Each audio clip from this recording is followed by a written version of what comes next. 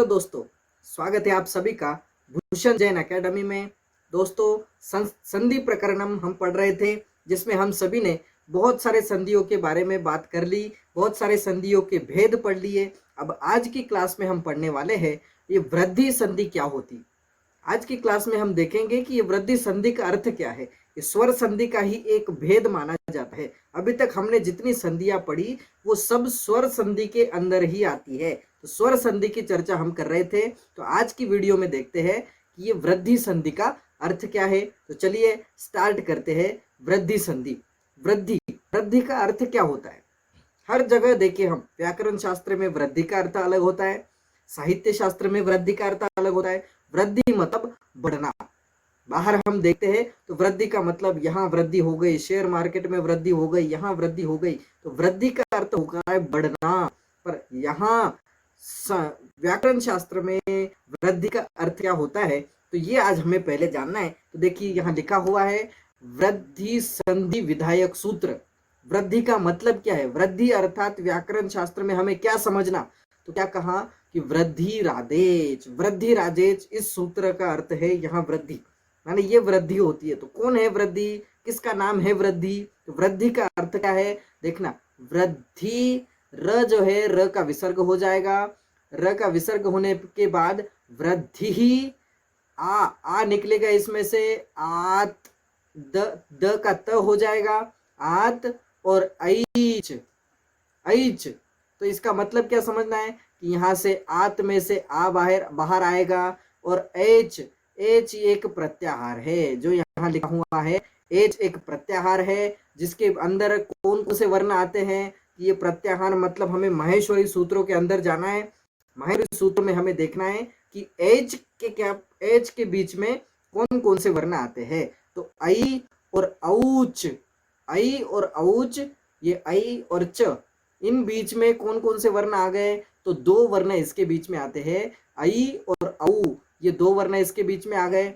च चूंकि हलंत है तो हलंत वर्णों को नहीं गिना जाता है, हलंत वर्णों को नहीं लिया जाता है। तो दो वर्ण यहाँ से प्राप्त हो गए। ऐच प्रत्याहार में से दो वर्ण आ गए, और यहाँ जो आ लिखा हुआ है तो ये तीन वर्ण मिल गए। तो आ, आई और औ, ये तीन वर्णों की वृद्धि संज्ञा होती है। अर्थात आ, आई और औ, इन तीन वर्णों की वृद्धि संज्ञा होती है। माने जब कभी भी आपको व्याकरण शास्त्र में कहा जाएगा कि यहाँ वृद्धि हुई है, यहाँ वृद्धि संधि हुई है, तो आपको समझ जाना है कि इन तीन वर्णों में से ही कोई एक वर्ण होगा, कोई एक वर्ण वहां हुआ होगा। माने वृद्धि का अर्थ यहाँ व्याकरण शास्त्र में यही पकड़ना है कि वृद्धि मतलब आ, आई और औ। और दूसरी बात, हमने पिछले वीडियो में जाना था कि गुण का अर्थ क्या होता है। तो गुण का अर्थ होता है अ ए ओ। यहाँ देखिए, अ ए ओ का अर्थ होता है गुण। व्याकरण शास्त्र में गुण जैसे ही बोलेंगे तो हमें समझना है अ ए ओ, और वृद्धि जैसे ही बोलेंगे तो आ, आई, औ, ये तीन वर्ण वृद्धि होती है, और इन तीन वर्णों की गुण संज्ञा होती है, इनका नाम पड़ जाता है गुण। वृद्धि मतलब देखिए, अ में वृद्धि हो गई तो आ हो गया, ए में वृद्धि हो गई तो आई हो गया, ओ में वृद्धि हो गई तो औ हो गया। ये वृद्धि हुई है, इनमें बढ़ोतरी हुई है, इसलिए इसको वृद्धि कहते हैं। तो वृद्धि संज्ञा जिसकी होती है ऐसे तीन वर्ण है, गुण संज्ञा जिसकी होती है ऐसे तीन वर्ण है। गुण संज्ञा की चर्चा तो हमने पिछले वीडियो में करी ली। अब आज की क्लास में देखते हैं कि वृद्धि का अर्थ क्या होता है, ये वृद्धि संधि का नियम क्या है। देखिए अगला सूत्र है संधि कार्य। सूत्र लिखा हुआ है वृद्धि रेची, वृद्धि रेची। ऊपर का सूत्र अलग था, नीचे का सूत्र अलग है। अब नीचे के सूत्र में लिखा है वृद्धि रेची। अब यहाँ क्या समझना है कि यहाँ पर भी र का विसर्ग हो जाएगा, तो वृद्धि ही एची, एची एची आएगा। ऊपर ऐची था, डबल आई की मात्रा थी, और नीचे एची है तो एच प्रत्याहार होगा। एची ची इसलिए लगा हुआ है क्योंकि सप्तमी विभक्ति बहुवचन है, सप्तमी विभक्ति होने के कारण एची लगा हुआ है। तो एच प्रत्याहार है, और एच प्रत्याहार में कौन कौन से वर्ण आते हैं तो हमें जाना है फिर से माहेश्वरी सूत्रों में। माहेश्वरी सूत्रों का ज्ञान होना बहुत अधिक आवश्यक है। तो माहेश्वरी सूत्रों में चले गए और माहेश्वरी में सूत्रों में देखते हैं तो ए ओंग, आई, औच। तो ए और च के बीच में इतने सारे वर्ण आते हैं। ए और च के बीच में इतने सारे वर्ण आते हैं, तो ओ ये जो हलंत वर्ण है, इन हलंत वर्णों को छोड़ना है, तो बचते हैं 4 वर्ण, ए ओ आई औ। तो ये 4 वर्ण बच गए, मतलब ये 4 वर्ण यहाँ से हमें प्राप्त हो गए, ये 4 वर्ण यहाँ से प्राप्त हो गए, और ऊपर वाले सूत्र से ये 3 वर्ण प्राप्त हो गए। अब ये 3 वर्णों की वृद्धि संज्ञा होती है, और ये 4 वर्ण यहाँ प्राप्त हो गए। अब नियम क्या है, अब करना क्या है, ये कहाँ से आ गए, ये तो हमें पता चल गया कि वृद्धि रेची सूत्र में से 4 आ गए, और वृद्धि राधेच सूत्र में से 3 वर्ण आ गए। अब ये 3 और 4 वर्ण आ गए, अब हमें करना क्या है कि अब वृद्धि संधि का बहुत सिंपल सा नियम है, वो हमें देखना है। देखिए पहचान यहाँ लिखी हुई है, पहचान क्या है कि अ या आ के बाद, अ या आ प्लस, माने अ या आ के बाद ए आई ओ औ स्थिति होने पर वृद्धि संधि होती है। माने कि पहला वर्ण, प्रथम वर्ण कौन सा होगा, अ या आ, अ या आ आना चाहिए। यदि अ या आ आता है और उसके बाद में ए आई ओ औ ये वर्ण होते हैं, तो समझ जाना, तो ए आई ओ औ ये कहाँ से आए हैं, ये वर्ण तो यहाँ से आ गए। ये तो हमें पता चल गया, वृद्धि रेची सूत्र में से ये वर्ण आए हैं, इतनी बात ख्याल में आ गई। पर ये अ या आ ये कहाँ से आया, ये हमारी समझ में नहीं आया, ये आपने बताया ही नहीं। ऊपर वाले सूत्र से भी नहीं आया, नीचे वाले सूत्र से भी नहीं आया। तो देखना यहाँ थोड़ा सा नियम अलग लगेगा। यहाँ क्या नियम लगेगा कि व्याकरण शास्त्र में पाणिनि ने जब ग्रंथ लिखा तो डायरेक्ट सूत्रों की रचना की थी, और ये वृद्धि संधि का सूत्र लिखने से पहले गुण संधि का सूत्र लिखा गया था, और उसमें लिखा था आद गुण। और व्याकरण शास्त्र का नियम होता है, ऊपर वाला सूत्र नीचे वाले सूत्र से मेल खाता है, माने अनुवृत्ति होती है, उसमें से आधा भाग नीचे भी आ सकता है, नीचे वाले सूत्र का आधा भाग नीचे भी आ सकता है, तो ऐसे ही जुड़े हुए सूत्र होते हैं। तो हमें क्या करना है कि आद गुणः जो सूत्र था, उस आद गुणः सूत्र में से आद की अनुवृत्ति करनी है, उस आद को नीचे वाले सूत्र के साथ भी जोड़ना है।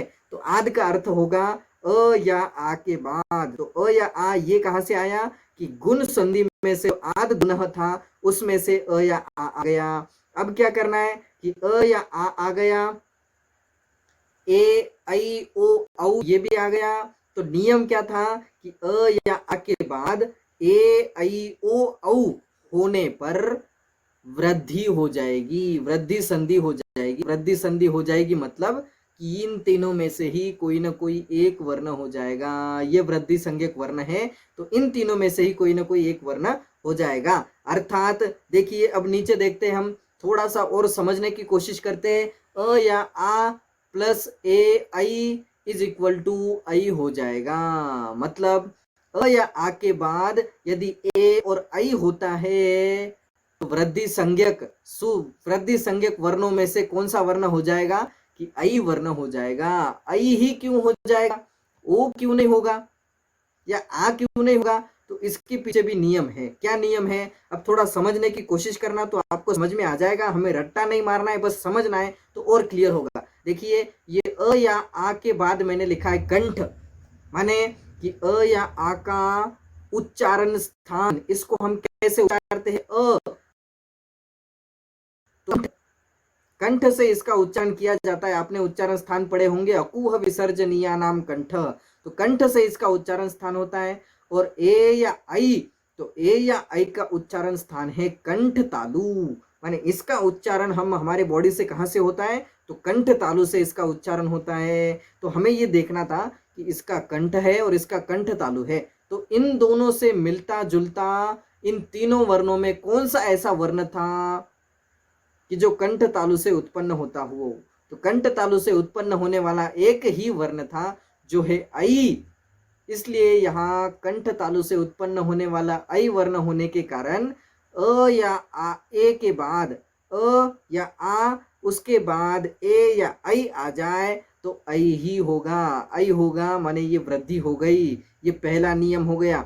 दूसरा नियम, अ या आ के बाद फिर से पहला वर्ण तो सेम रहेगा, अ या आ के बाद ओ या औ हो, ओ या औ हो तो औ हो जाता है। अब औ क्यों हुआ, तो उसके ऊपर वाले जैसा ही नियम यहाँ लागू होगा कि अ या आ का उच्चारण स्थान है कंठ और ओ या औ का उच्चारण स्थान है कंठोष्ठ। कंठोष्ठ से हम इसका उच्चारण करते हैं। तो अ या आ के बाद ओ या औ होगा तो इससे मिलता जुलता वर्ण कौन सा है कि औ वर्ण है मिलता जुलता। इन वर्णों में देखना है तो इन वर्णों में कंठोष्ठ से जिसका उच्चारण होता हो ऐसा वर्ण एक ही है जिसका नाम है औ। तो औ हो गया, ये कंठोष्ठ से उच्चारण इसका होता है। तो दो नियम हो गए।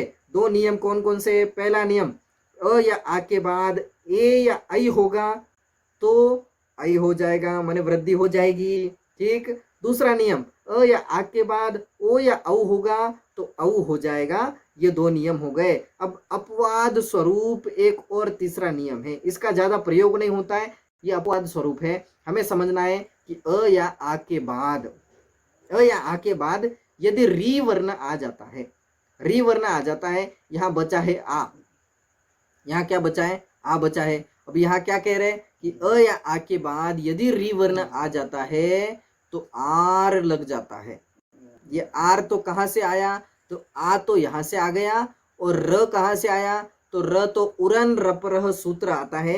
उरन रपरह सूत्र ये कहता है कि यदि आ का री की जगह आप र को जोड़ रहे हो, माने री की जगह अ आ रहा है, री की जगह पे आ रहा है, तो आ को आपको र के साथ जोड़ना पड़ेगा, र के साथ जोड़ना पड़ेगा।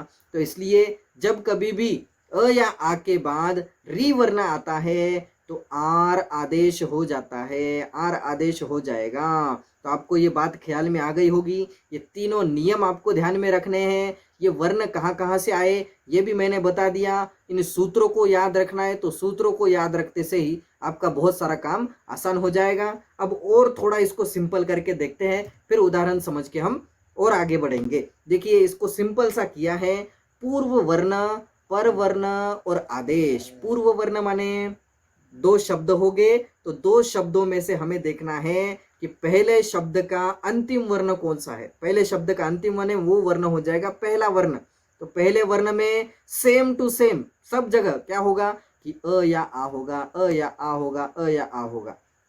तो ये सेम टू सेम रहेगा, बस बाद वाले वर्ण में थोड़ा चेंज हो जाएगा, पर वर्ण में थोड़ा चेंज हो जाएगा। तो पर वर्ण में क्या आएगा? यदि अ या आ के बाद ए ऐ होगा तो ए ऐ होने पर इनमें से ही ज्यादा तो आपको दिमाग नहीं लगाना है, इनमें से ही ऐ हो जाएगा, ऐ हो जाएगा। एकादेश, आदेश का अर्थ होता है कि ये आ भी, ये अ और आ, इनमें से कौन सा एक वर्ण है तो ये भी चला जाएगा और यह भी चला जाएगा, माने ये दोनों वर्ण चले जाएंगे और दोनों वर्णों के स्थान पर ऐ हो जाएगा, इसलिए एकादेश लिखा गया है। एकादेश का मतलब कि ये दोनों वर्ण चले जाएंगे। पहला वर्ण अ है, अ होगा तो वो भी चला जाएगा, बाद का वर्ण ए होगा तो वो भी चला जाएगा, वो भी चला जाएगा माने उसका लोप हो जाएगा, वो गायब हो जाएगा। तो उसके स्थान पर ऐ ये आदेश हो जाएगा, ऐ आ जाएगा, वृद्धि हो जाएगी। ऐसा ही दूसरा नियम है, आ अ या आ के बाद ओ औ होगा तो औ एकादेश हो जाएगा, औ एकादेश हो जाएगा। और अ या आ के बाद री वर्ण होगा तो आर एकादेश हो जाएगा। ठीक है, इतनी बात आपको ख्याल में आ गई होगी। ये सिंपल से तीन इसके नियम है। अब उदाहरण देखते हैं। उदाहरण इसके बहुत सिंपल सिंपल से है। यथा, यथा यहाँ लिखा हुआ है एक एकम, ये उदाहरण है। एक एकम, आपको यहाँ क्या दिख रहा है? एक एकम, एक एकम दिख रहा है। तो इसको संधि विग्रह करना है तो ये दो शब्दों से मिलकर के बनाए, एक प्लस एकम, एक प्लस एकम। तो नियम क्या था कि नियम यह था कि पूर्व वर्ण अ होना चाहिए, पूर्व वर्ण अ या आ में से कोई एक होना चाहिए। तो यहाँ अ लिखा हुआ है और बाद का वर्ण ए या ऐ में से कोई एक होगा तो क्या हो जाएगा कि इन दोनों के स्थान पर ऐ आदेश हो जाएगा, ऐ आदेश हो जाएगा। तो ये दोनों चले गए और इन दोनों के स्थान पर ये शब्द आ गया, ये वर्ण आ गया। इसलिए यहाँ क्या हुआ कि एक, ये जो ऐ है, ऐ की दो मात्राएं आती हमेशा, एक और दो, तो ये दोनों मात्राएं यहाँ लग गई। तो दो मात्रा जहां पर भी आएगी तो आपको बस सिंपल सी बात ये ध्यान में रखना है कि जहां आपको दो की मात्रा दिख जाए वहां वृद्धि संधि होगी, मतलब होगी ही। तो एक प्लस एकम, तो एक की जगह क्या हो गया? ए अ और ए की जगह आई हो गया और ये एक कम ये शब्द की उत्पत्ति हो गई।